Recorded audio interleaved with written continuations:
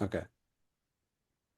Welcome into Vandy on SI. I'm Joey Dwyer here outside First Bank Stadium. Graham, they turned the lights off on me, so I had to come out here to the street. So hopefully nobody yells at us from their cars. But Vanderbilt just wrapped up its second scrimmage of fall camp. We're gonna go quick here because it's late. I got to get home, Graham. But I thought it was a day for the defense for Vanderbilt, and it made sense. Four of Vanderbilt's five offensive line starters were gone. Cade McConnell was the only one, and he's obviously the lowest profile one. Obviously the one they're tied to the least financially. And then you look at their receiver, Martel Height, still in a red jersey today, still working back. Trey Richardson, the only receiver who's going to get significant playing time, who was out there today. I thought Joseph McVay was okay, and Caleb Arnett, the freshman, had a good day as well. But really, you look at today is the day the defense dominated. Linus Zunk had one of his best practices at Vanderbilt in the couple of years he's been here, 2.5 sacks, and return one for a touchdown as well. I mean, he was outstanding, and I thought, frankly, dominant at times. Jalen Stone was good. Prince Collie, the former 4-star slash 5-star recruit from Notre Dame, had a really good day, even though he's buried on the depth chart. And Graham, a lot of what we're going to talk about tonight is guys who are buried on the depth chart. Pavia didn't go except for a little 7-on-7 period that they went. Martel Height did that period as well, and that was all he did. It was a lot of guys who aren't going to see the field a ton, and I think that's honestly what the scrimmage should be used for. To me, it was a little sloppier than I think you would have liked, but it's also the second and third string guys. Yeah, but defense decisively won the day, I thought. Corkley said he liked the work that Vanderbilt got. I thought it was a little sloppier, but he obviously knows better than me, or it's just kind of politicking with us. But Graham, I'll swing it to you after that ramble for your initial thoughts on what you've heard. Yeah, no, it's great that the defense did well, and it's great to hear that guys like Zunk and Prince Collie are putting in great practice, great reps, getting the sacks, getting after it, getting after the offense.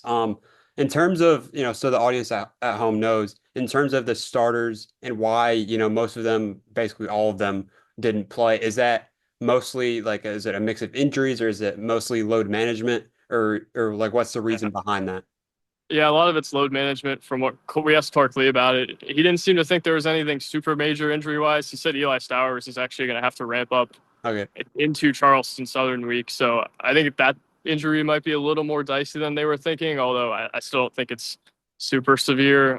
Cole Spence, they said, will start ramping up soon. And I think a lot of the rest were load management days. Brandon Fontenette, it seems to be doing better after missing the last scrimmage and not having pads on. He had pads on today. A lot of these guys, too, you could tell are fine because they're running up and down the field during the game.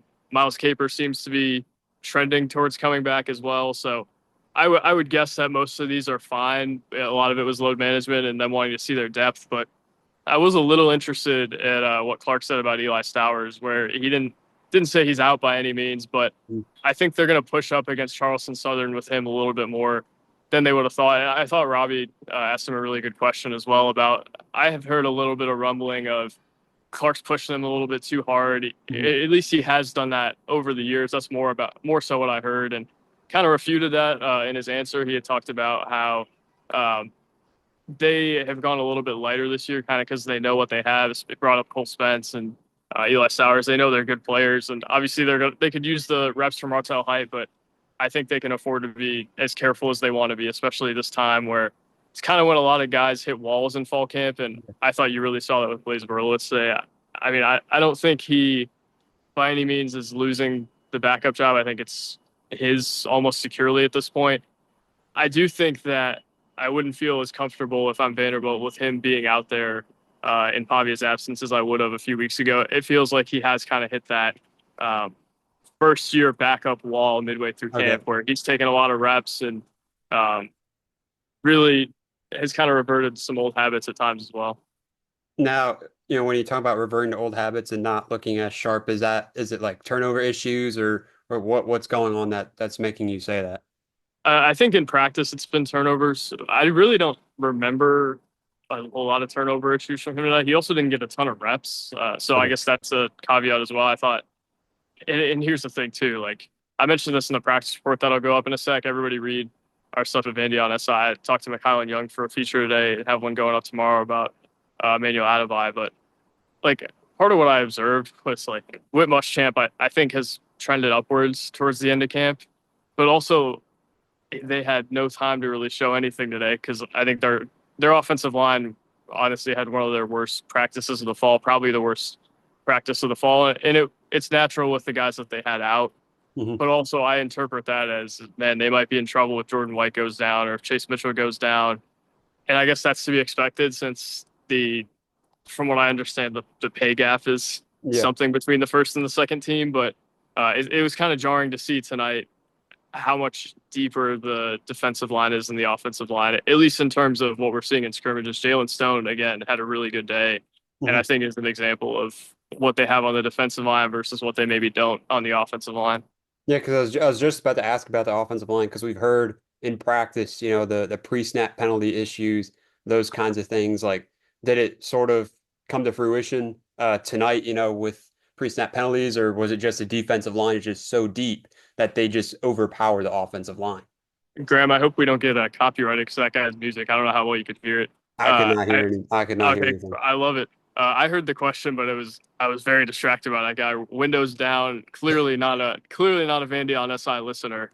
If I'd seen one, we have people in class who listen. But I do think I think tonight was more just a byproduct of them not having as much depth as maybe we thought they did on the offensive line. I don't know that I saw a ton of pre-snap penalty issues. I think that's actually been improved.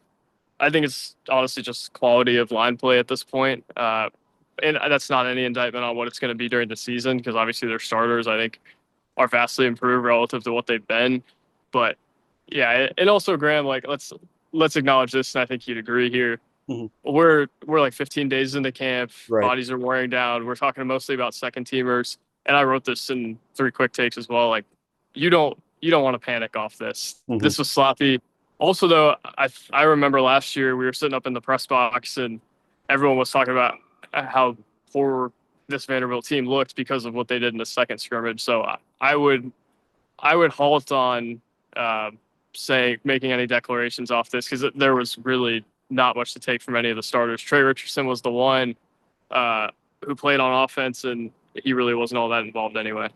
Yeah, I do think, not hitting the panic button is definitely smart. I mean, I don't think there's really any reason to panic. I mean, we're still in the preseason, right? I mean, think about in the NFL, it's like you see these high level teams that are in the regular season, drop these games in the preseason, obviously without all their starters and everything. So it's like there's no reason to panic here. I think in the preseason, there's still another week of camp to go, and then they start to prepare for Charleston Southern. But I do think it is, pretty cool to see the defense. So, how dominant that they were tonight. And we've seen guys like Nick Rinaldi the other day talk about how excited he is for the depth of this defense. Can you just talk a little bit more about that? Because it really seems like this defense is actually pretty deep and probably a little deeper than people may think.